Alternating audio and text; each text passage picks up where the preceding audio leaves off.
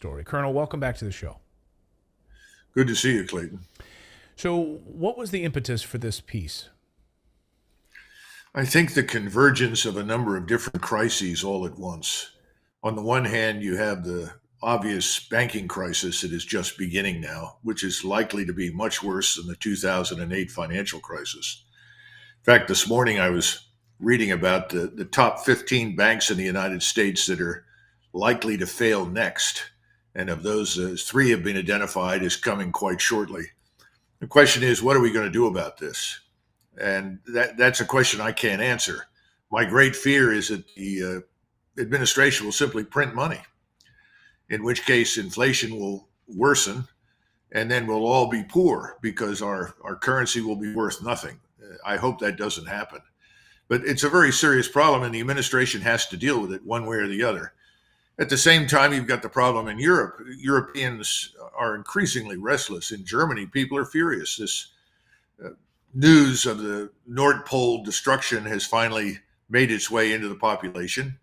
They've got a huge wave of Ukrainian refugees they're dealing with, plus the Muslim migrants that they've got on their hands since 2015.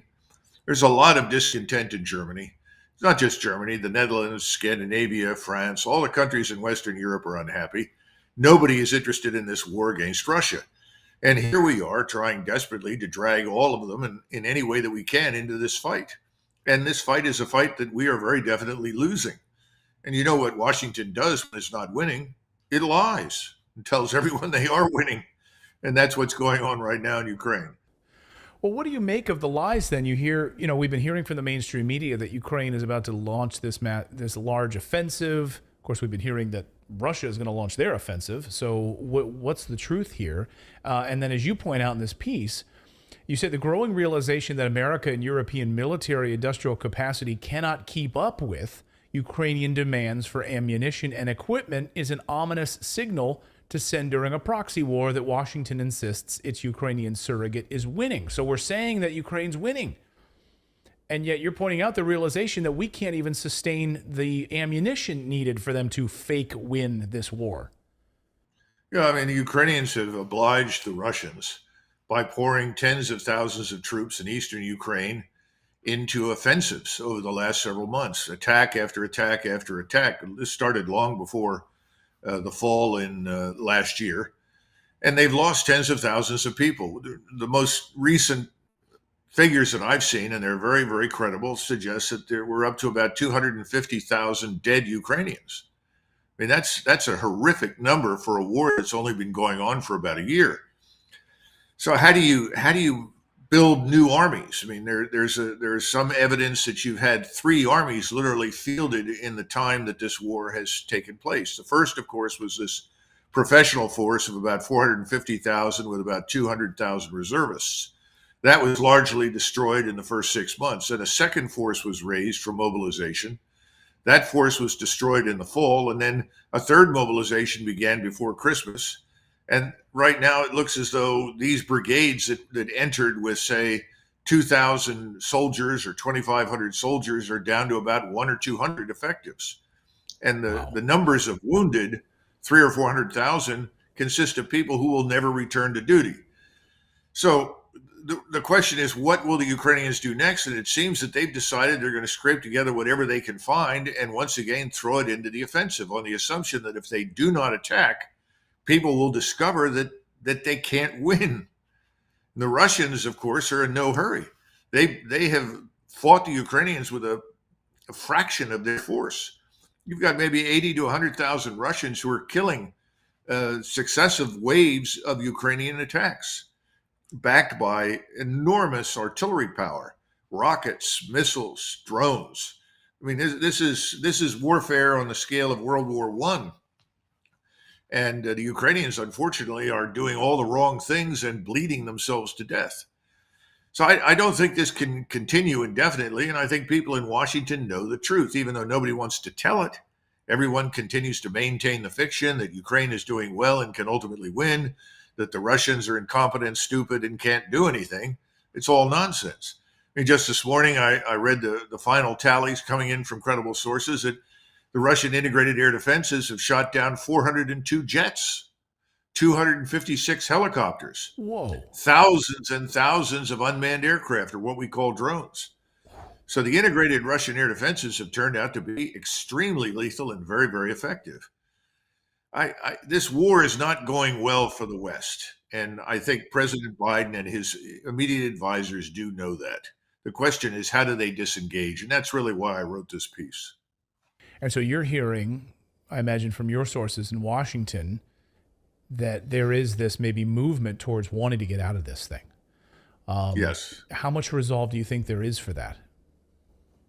It's hard to tell. First of all, I hate to be blunt, but I no longer pay much attention to what the cardboard cutout called Biden says.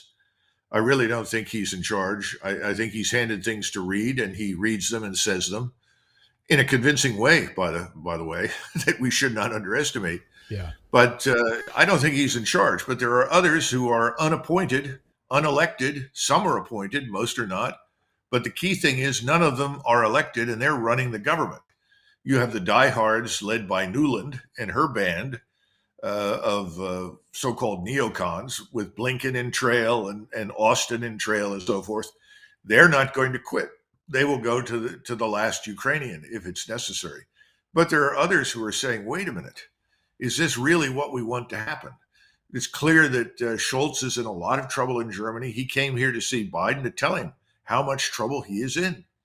One of the oldest metal firms in Germany, founded in 1380, a firm that survived from 1380 through the two world wars into the present, has just declared bankruptcy and gone under in Germany.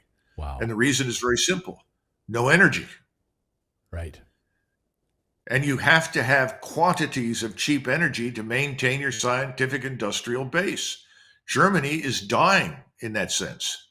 The German population is furious. You can't keep this up. So how do we get out? And that's an important question. And at some point, the only way to get out is to turn to the Russians and say, no preconditions, let's talk. And I don't think that we're going to be very happy with what the Russians ultimately say privately in terms of what their conditions are for an end to the war, because we will have lost everything we set out to win. Well, the numbers you just dropped on me are pretty astonishing. I hope our audience was paying attention to that too, on the upwards of 400 jets and thousands of unmanned aerial vehicles, and you name it. I mean, the list is endless. And most of those coming from the West, or were those Ukrainian jets? What do they have left at this point? We know the Poles are now sending in, they're proud the fact that they're going to send in some jets for the first time. A bunch of United States congressmen are coming together saying we need to send jets to Ukraine from the United States, just throwing more weapons into a black hole. Well, those are the wrong weapons, given the lethality of air defenses. And I think we're seeing the future is here, if you will. I don't want to say we're seeing the future. The future is upon us. And it is a future in which manned aircraft and even unmanned aircraft are going to be at very high risk in any war. If the opponent has the kind of air defense technology and radar arrays that the Russians have.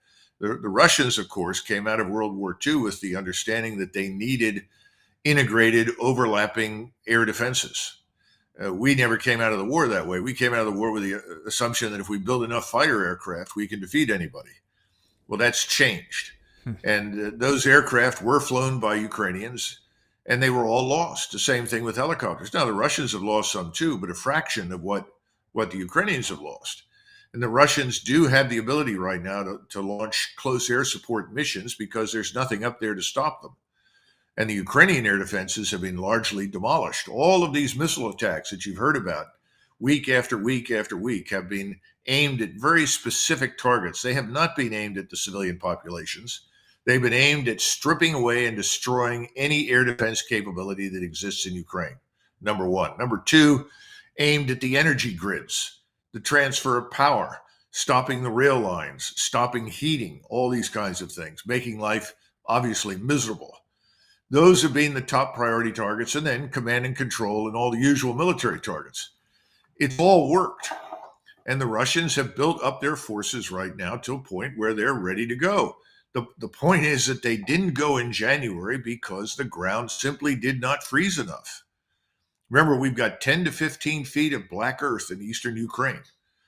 I mean, this black earth is wonderful stuff. It's so fertile. I mean, a Russian told me one day, just stick a stone and a log into it, and stuff grows. It's that fertile. During World War II, the Germans loaded up rail cars with the black earth and shipped it back to Germany to improve the fertility of German soil. I mean, this is some of the most fertile territory in the entire world. The problem is it's 10 to 15 feet, some places even deeper. You drive off the road now and you sink like a rock into mud. It has to dry out. So what the Russians have been doing is essentially inviting the Ukrainians into what they call fire traps. By all means, attack in Bakhmut. Just march on in there with thousands of men, and then we'll annihilate you in an encirclement. But they always leave a road open so that the few survivors can get out, or if they're stupid enough, they'll send in more soldiers. The Ukrainians continue to send in more soldiers. Now, Bakhmut is important as a logistical hub, a rail hub, for all sorts of reasons. This is the last remnant of the Ukrainian defense of the Donbass, what we used to call the Donetsk Basin. That's quite clear. And if they lose that, then they've got behind them nothing but rolling open terrain all the way up to the river and Kiev.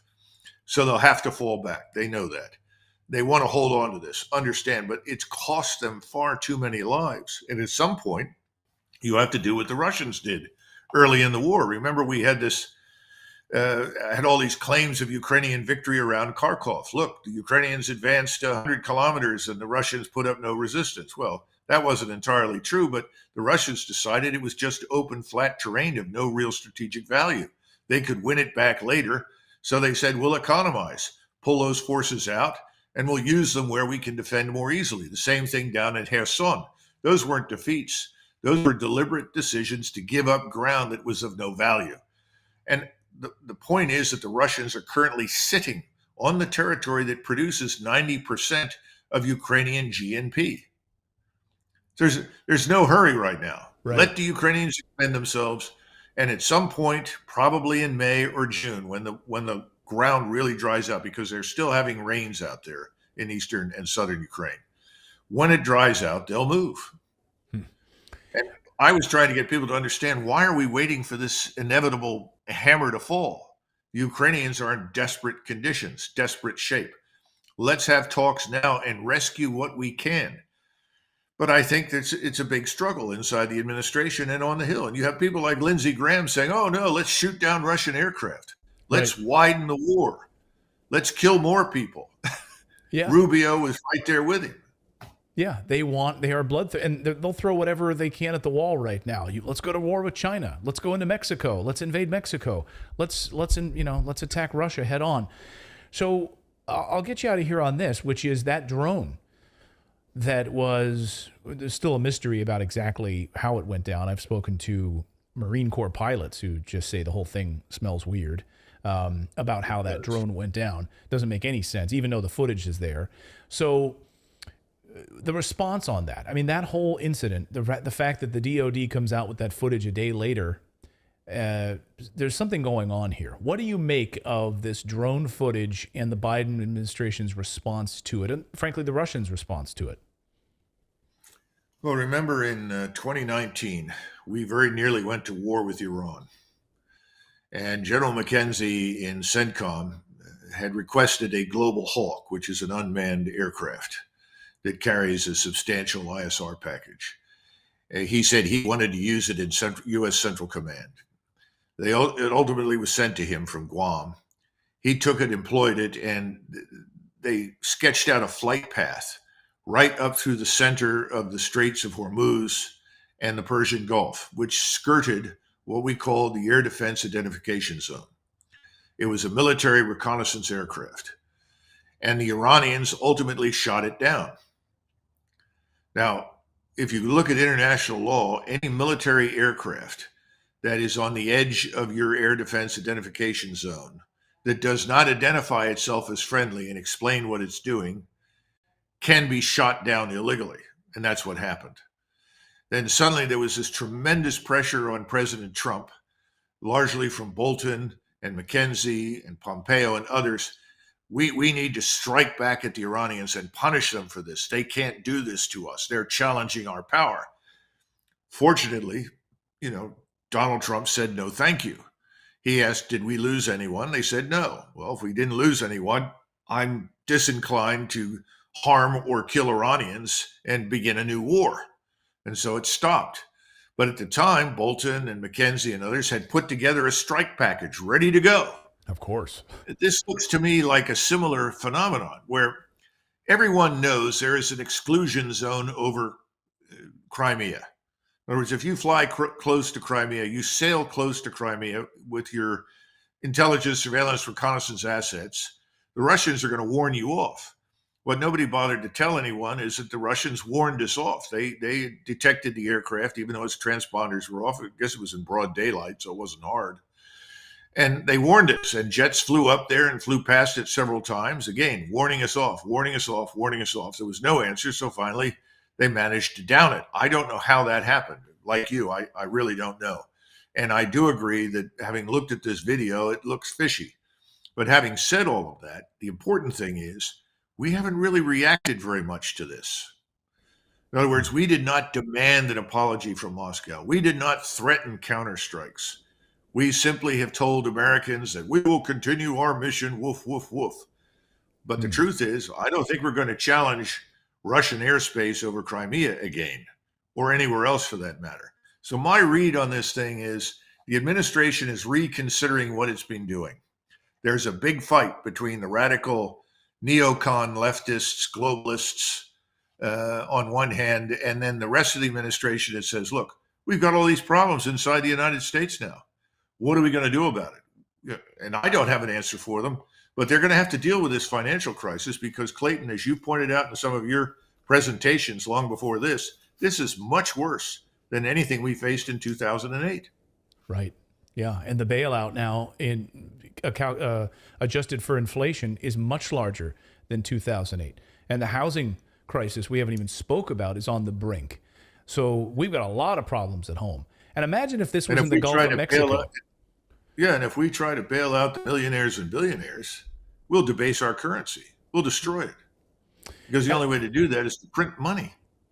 Now, I think you're right about the response, because I think they were hoping for a much larger response from the American people. Like, how dare Russia shoot down? But it seemed like, from what I gathered online and anecdotally at least, people were a little bit more circumspect, saying, well, why are we there?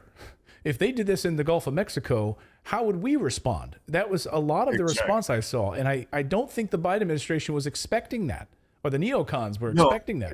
Clayton, I think you're 100% right. And then, of course, you had the New York Times and the Washington Post over the last 72, 96 hours who printed articles where the truth is hidden in the articles. Ukrainians are exhausted. They've suffered horrific losses. It paints a very grim picture. And I think there's also a movement to sort of gradually condition Americans to the inevitability of the Ukraine's loss in the hopes that it will soften the blow when it finally comes. My concern is with this radical fringe that has really been running the show in the administration. These are your radical globalists. The radicals that are trying to force CRT down our throats here at home, that want to keep the borders open, that are trying to perpetuate rather than shut down criminality in our cities. These are the same people that are happy to commit us to an all-out war with Russia. These people have to be brought under control. They're not Democrats, Right. And I don't think Rubio and Lindsey Graham, frankly, qualify as Republicans. That's a lot of nonsense. Historically, Republicans have not stood for any of this warmongering. So we're in a lot of trouble in Washington. And the good news is that DeSantis at least had the common sense to say, no, it is not a vital strategic interest of the United States to become involved in eastern Ukraine. Trump has said that for a very long time. Trump was always opposed to any conflict of any kind with Russia or China because it's not necessary. If you want to fight a war on the economic level, in other words, not a war, but you're conflicted, then you can do what Trump wanted to do with China. Don't trade with them. Right. If you can't trade on an equitable basis, don't trade. Sounds reasonable to me. But this unrelenting war against Russia on every level, economic, financial, military, it's very dangerous. And the Russians are mobilized. They're ready to fight. We're not ready to fight anyone. Let's be frank. We can't even recruit for the armed forces. It's incredibly troubling. And you're absolutely right about the recruitment numbers. Well, Colonel, I want to get you out of here on a respectable time. I want everyone to go read the article. It's a great piece called The Gathering Storm. We'll have it linked up in the description below. A great piece from Colonel Douglas McGregor. Colonel, great to see you. Thank you so much for joining us on the show. Thank you, Clayton. Bye-bye. Thank you so much for watching.